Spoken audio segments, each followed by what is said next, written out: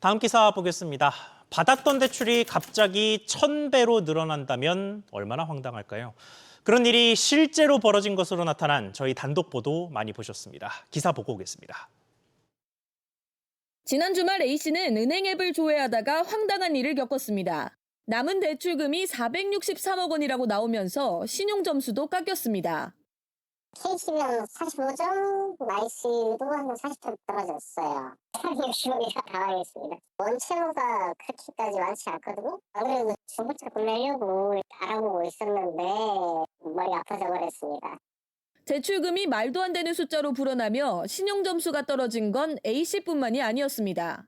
알고 보니 한 대부업체가 K뱅크 채권들을 사들이면서 실수로 숫자 0을 3개 더 붙여 입력한 겁니다.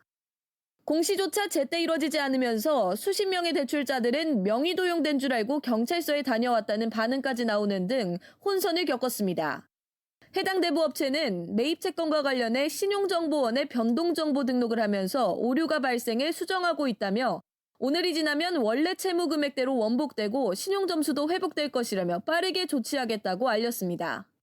하지만 신용정보가 다시 반영될 때까지 금융거래의 지장은 불가피합니다. 금융감독원 등 관계기관들은 금융사 책임만을 언급하는 가운데 유사한 사고에 대비한 시스템 마련과 공시지침 등 대책 마련이 시급합니다.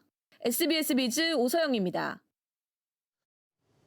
취재 과정에서 또 하나 드러난 건 허술한 관리 감독 시스템이었습니다. 완전히 수기 입력하는 것은 아니라고 하지만 그래도 사람이 실수하면 그대로 대출액이 잘못 입력되는 상황이 방치돼 있었습니다.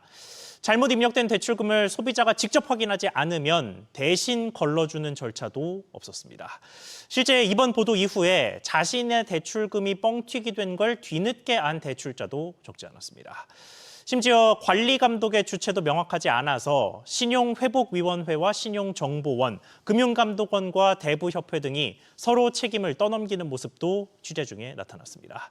현재로서는 금감원의 민원이 접수돼 처리 절차를 밟고 있는데 주의 조치만으로 끝날지 아니면 제대로 된 제재와 재발 방지 대책이 나올지는 상황을 조금 더 지켜봐야 할 것으로 보입니다.